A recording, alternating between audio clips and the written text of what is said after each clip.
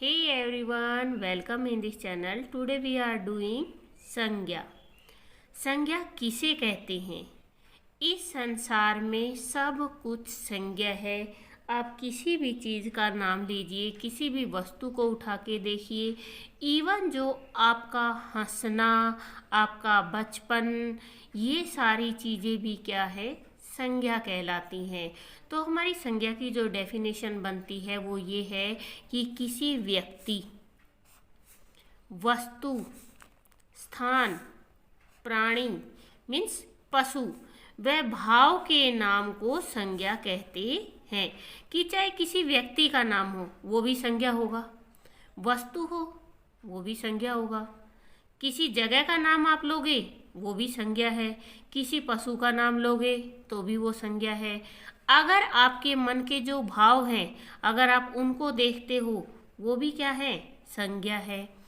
तो इन सारी चीज़ों के नामों को क्या कहते हैं? संज्ञा कहते हैं। जैसे व्यक्ति के नाम की जगह लिखा मैंने राम, वस्तु की जगह लिखा मैंने किताब, स्थान की जगह लिखा मैंने दिल्ली, प्राणी की जगह लिखा मैंने शेर और भाव की जगह लिख दिया मैंने बचपन। आप यहाँ पे बुढ़ापा कुछ भी लिख सकते हो। तो ये क्या है? हमारी संज्ञा होती है। अब आता है हमारी संज्ञा के भेद कितने होते हैं। हमारी संज्ञा के भेद होते हैं 3। संज्ञा के कितने भेद होते हैं? 3। अब आप ये कहोगे कि मैम ये सारी चीज़ें तो हमें आती हैं, बट जब आप संज्ञा छांटने लगते हो ना उस टाइम आपको बड़ा कन्फ्यूजन क्रिएट होता है। कि देखो, व्यक्तिवाचक क्या होता है? किसी व्यक्ति, वस्तु, स्थान अथवा प्राणी का नाम व्यक्तिवाचक संज्ञा कहलाता है। जातिवाचक में भी सेम डेफिनेशन आ रही है आपकी। किसी व्यक्ति, वस्तु अथवा प्राणी की संपूर्ण जाति का बोध कराने वाले शब्द जातिवाचक संज्ञा कहलाते हैं। अब इन दोनों के अंदर डिफरेंस क्या है? आप पहचानोगे कैसे? तो व्यक्तिवाचक संज्ञा को पहचानने का जो सबसे आसान तरीका है वो है विशेष, और जातिवाचक को पहचानने का है, इसके अंदर हमें दे रखी है जाति। कि अगर किसी विशेष व्यक्ति, विशेष वस्तु हो, विशेष स्थान हो, प्राणी हो, इन सब के नाम क्या कहलाते हैं? व्यक्तिवाचक संज्ञा कहलाते हैं। विशेष कैसे हो गया? मैंने आपको कहा हम शहर में रहते हैं। अब आप कौन से शहर में रहते हो? शहर तो बहुत सारे होते हैं ना, वो तो हो गई एक संपूर्ण जाति। बट अगर मैं ये कहूँ कि मैं मुंबई में रहती हूँ तो जो मैंने मुंबई नाम बोला वो क्या है? एक किसी विशेष जगह का मैंने नाम लिया है। अगर मैं ये कहूँ कि हमारे पास बहुत गायें हैं तो गायें तो बहुत सारी हो गई, वो तो संपूर्ण जाति को शो कर रही है कि गायें तो बहुत सारी होती हैं। बट अगर मैं ये कहूँ कि मुझे मेरी कजरी गाय बहुत पसंद है तो मुझे उन सारी गायों में केवल एक गाय पसंद है जिसका नाम रखा मैंने कजरी, तो वो मेरे लिए क्या हो गई? विशेष हो गई। तो व्यक्तिवाचक संज्ञा क्या होता है? इसको पहचानने का सिंपल और आसान सा तरीका है, लर्न करने का भी, रिटर्न करने का भी, कि किसी विशेष व्यक्ति, वस्तु, स्थान अथवा प्राणी का नाम व्यक्तिवाचक संज्ञा कहलाता है। और जातिवाचक में क्या होता है? किसी व्यक्ति, वस्तु अथवा प्राणी की संपूर्ण जाति का, मतलब पूरी जाति के बारे में जो बताए वो क्या कहलाता है? जातिवाचक संज्ञा कहलाता है। जैसे यहाँ पे मैंने लिखा दादी। अब दादी तो सबकी होती है, किसी विशेष दादी का नाम नहीं लिया मैंने। लड़कियां तो बहुत सारी होती हैं, मैंने किसी विशेष लड़की का नाम ले लिया। अगर मैं यहाँ पे नाम लेती हूँ मीना तो वो क्या हो जाएगी? विशेष हो जाएगी मेरे लिए, क्योंकि मैंने किसी एक स्पेशल लड़की के बोला है।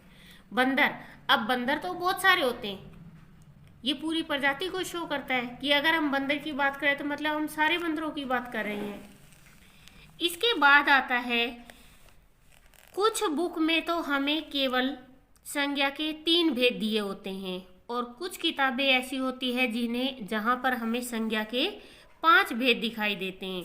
उन 5 भेदों में जो हमारा जातिवाचक है, इस जातिवाचक के 2 भेद होते हैं, द्रव्यवाचक और समूहवाचक। अब आप इनको याद करने का सिंपल और बेस्ट तरीका है, आप इनके नाम से याद करिए।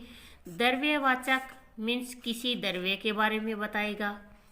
समूहवाचक मतलब वो पूरे के पूरे समूह का बोध करवाएगा। जिसे द्रव्यवाचक दे रखा है कि हमारा खाना पीना ओढ़ने पहनने की जितने भी चीज़ें वो सारी किस में आती हैं, द्रव्य में आती हैं। कि जिन संज्ञा शब्दों से किसी द्रव्य या पदार्थ का बोध हो उन्हें द्रव्यवाचक संज्ञा कहते हैं। जैसे लकड़ी है, पानी है, कोयला है, पेट्रोल है, ये सारी किस में आती हैं, द्रव्यवाचक संज्ञा में आती हैं। और इसका दूसरा भेद है समूहवाचक। समूह का मतलब क्या होता है, बहुत सारी चीज़ों को इकट्ठा करना। मान लो आप लिखते हो परिवार, तो परिवार में दादा दादी, चाचा चाची, भाई बहन, बहुत सारे लोग होते हैं। इसी तरीके से अगर हम सेना की बात करते हैं तो सेना में बहुत सारे सैनिक होते हैं, तब जाके वो सेना बनती है। कक्षा में बहुत सारे छात्र होते हैं, जब जाके वो कक्षा बनती है। लोग बहुत सारे इकट्ठे होते हैं, तब जाकर वो भीड़ बनती है। तो जातिवाचक संज्ञा के अगर दो भेद देखे जाए तो वो है द्रव्यवाचक संज्ञा और समूहवाचक संज्ञा। इसके बाद नंबर 3 आती है हमारी भाववाचक संज्ञा। जैसा कि हमें नाम से पता लग रहा है, भाव जो हमारे भावों को प्रकट करे वो भाववाचक संज्ञा होती है। जैसे कोई इंसान कमजोर है तो उसका कमजोर होना क्या है, उसका भाव है। कि जिन संज्ञा शब्दों से व्यक्ति हो, चाहे वस्तु हो, चाहे स्थान हो, उसके गुण, दोष, दशा अथवा अवस्था आदि का बोध हो, उन्हें भाववाचक संज्ञा कहते हैं।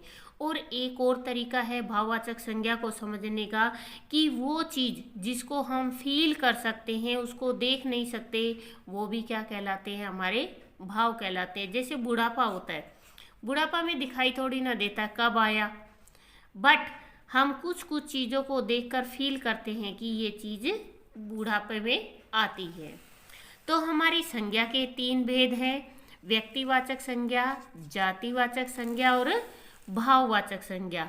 किसी की बुक में अगर 5 दिए होते हैं तो वो दोनों क्या हैं, जातिवाचक के भेद कहलाते हैं, द्रव्यवाचक और समूहवाचक। व्यक्तिवाचक से विशेष व्यक्ति हो गया, जातिवाचक से संपूर्ण जाति हो गई, द्रव्यवाचक से तरल पदार्थ हो गए, समूह से लोगों का समूह हो गया, और भाववाचक संज्ञा का मतलब होता है हमारे भावों को प्रकट करना। तो ये है हमारी संज्ञा। आप ध्यान से संज्ञा के इन सारे पार्ट को देखना और इनके नेम से ही इनको याद करना कि अगर व्यक्तिवाचक है तो वो विशेष व्यक्ति है, चाहे वो वस्तु है। जाति है तो मतलब वो संपूर्ण जाति को शो करता है, और भाव है तो मतलब वो भावों को शो करता है।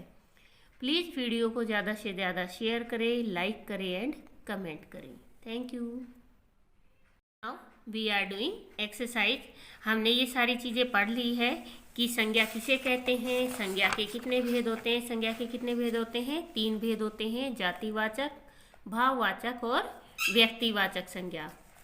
Now we are doing exercise. और एक्सरसाइज स्टार्ट करने से पहले आप लोगों से छोटी सी रिक्वेस्ट है, अगर आपने अभी तक मेरे चैनल को सब्सक्राइब नहीं किया है तो प्लीज़ आप चैनल को सब्सक्राइब कर लीजिए। निम्नलिखित शब्दों में जो शब्द संज्ञा नहीं है उन पर निशान लगाइए। चलना, अगर आप चलने का काम करते हो मीन्स आप तो क्रिया कर रहे हो, तो चलना तो होता है क्रिया। गेंद और किताब ये क्या होती है, हमारी संज्ञा। तो चलना क्रिया होती है, इसलिए हमने इस पे क्रॉस कर दिया। दूसरा है लड़की, फूल और पहनना। अगर हम पहनने का काम करें तो मतलब हम कोई काम कर रहे हैं, और काम क्या कहलाता है, क्रिया। तो ये क्या है, आपका संज्ञा नहीं है।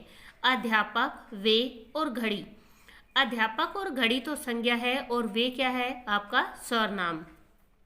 देखना, बैग और पार्क। देखने का काम कर रहे हैं मतलब आप क्रिया कर रहे हैं, बैग और पार्क क्या है, आपकी संज्ञा है। फिर आता है आपका स्कूल, पेड़ और सुनना। अगर सुनने का काम करें तो इट मीन्स आप क्रिया कर रहे हैं।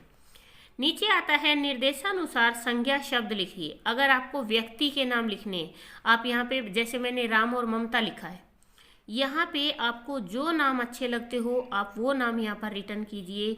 जैसे सीता, गीता, मीता, जो भी आपको अच्छा लगता हो आप अपना खुद का नेम भी यहाँ रिटर्न कर सकते हो। उसके बाद आती है वस्तु। जैसे मैंने लिखा पेन और पंखा, आप यहाँ पे लिख सकते हो किताब है, कप है, प्लेट है, कुछ भी चीज़ें जो वस्तु में आती हैं। फिर आता है स्थान, मैंने लिखा यहाँ पे दिल्ली और जयपुर। आप यहाँ कोलकाता, बम्बई, मद्रास, इवन आप अपने गांव का, शहर का नाम भी यहाँ पे रिटर्न कर सकते हो। फिर आता है भाव। अब हमारा हंसना, ऊंचाई, मैंने तो 2 लिखे, आप यहाँ पे रोना, बचपन, बुढ़ापा, इन सारी चीज़ों को आप यहाँ पे रिटर्न कर सकते हो। इसके बाद आता है हमारा बॉक्स में दिए गए शब्दों को निर्देशानुसार चुनकर लिखिए। अब यहाँ पे आपको व्यक्तिवाचक, जातिवाचक और भाववाचक बताना है। अब देखो, अगर हमने बहुत ध्यान से पढ़ा है तो गर्मी है, क्या आप लोग गर्मी को देख सकते हो? नहीं, गर्मी को केवल आप फील करते हो। तो गर्मी क्या है? आपकी भाववाचक संज्ञा है। कार, कार क्या है? कार जातिवाचक संज्ञा है, क्योंकि कार तो बहुत सारी होती है, मैंने किसी विशेष कार का नाम नहीं लिया है। अगर मैं विशेष कार का नाम नहीं लेती हूँ तो इट मीन्स मैं तो कारों की संपूर्ण जाति को शो कर रही हूँ। मिठास, मिठास को तुम केवल फील कर सकते हो, तो वो हमारा भाव होता है। भगत सिंह किसी व्यक्ति का नाम है, तो यहाँ पे मैंने लिख दिया ये व्यक्तिवाचक संज्ञा है, क्योंकि किसी एक का विशेष नाम है ये। रुलाई, आप लोग रुलाई को फील कर सकते हो, तो रुलाई क्या है? हमारी भाववाचक संज्ञा। कक्षा, अब कक्षा में तो बहुत सारी होती हैं, मैंने किसी कक्षा का नाम नहीं लिया, तो कक्षा क्या है? आपकी जातिवाचक। अब आपको यहाँ से समझ में आ रहा होगा, व्यक्ति मतलब एक, जाति मीन्स बहुत सारी, और भाव क्या होता है? जिसको हम केवल फील करते हैं। लड़ाई, लड़ाई क्या है? आपकी भाववाचक संज्ञा। लाल किला, लाल किला है व्यक्तिवाचक संज्ञा। आपका हंसना, आपकी जो हंसी है वो भाववाचक संज्ञा। दिल्ली, दिल्ली मैंने विशेष जगह का नाम लिया, तो ये हमारा व्यक्तिवाचक। पर्वत, पर्वत बहुत सारे होते हैं, मैंने किसी का नाम ले लिया, तो पर्वत मीन्स सारी संपूर्ण जाति। बच्चा, अब बच्चे तो बहुत सारे होते हैं, लड़के और लड़कियां, सारे बच्चे ये, तो ये क्या है? हमारी जातिवाचक संज्ञा। पक्षी, अब पक्षी बहुत सारे होते हैं, पक्षी भी क्या है? हमारी जातिवाचक संज्ञा। सैनिक, अब सैनिक भी बहुत सारे होते हैं, मैंने किसी विशेष सैनिक का नाम नहीं लिखा, तो ये क्या है? हमारी जातिवाचक संज्ञा। खुशी, खुशी को हम फील करते हैं, वो हमारी भाववाचक संज्ञा। रोहित शर्मा, ये किसी बॉय का नाम है, मतलब किसी विशेष व्यक्ति का नाम है, और प्रयागराज विशेष जगह का नाम है। Now we are doing exercise. गतिविधि मीन्स एक्टिविटी। अब यहाँ पे आपको बॉक्स में दिए गए शब्दों को निर्देशानुसार चुनकर सही स्थान पर लिखिए। ऊपर भी तो हमने क्या किया था? चीज़ों को चुन के 3 बॉक्स में अलग अलग बनाया था, बट यहाँ पे हमें बॉक्स नहीं बनाना है, हमें ये बताना है कि लौकी क्या है? लौकी है सब्जी का नाम। भालू क्या है? भालू है पशु का नाम। नीति, नीति क्या है? लड़की का नाम। तोता, तोता क्या है? पक्षी का नाम। बचपन, बचपन हमारा भाव है। अमरूद क्या है? ये भी हमारा फल है। पटना, पटना क्या है? स्थान, जगह का नाम है। हंसी, हंसी हमारा भाव है। पपीता, पपीता क्या है? फल है। प्रयाग, प्रयाग क्या है? हमारा जगह का नाम है। ऊंट, ऊंट किसका नाम है? पशु का। आकांक्षा, लड़की का नाम है। पुस्तक, वस्तु का नाम है। भिंडी, सब्जी का नाम है। थर्मस, वस्तु का नाम है। गोरैया, पक्षी का नाम है। ये है हमारा चैप्टर संज्ञा से रिलेटेड।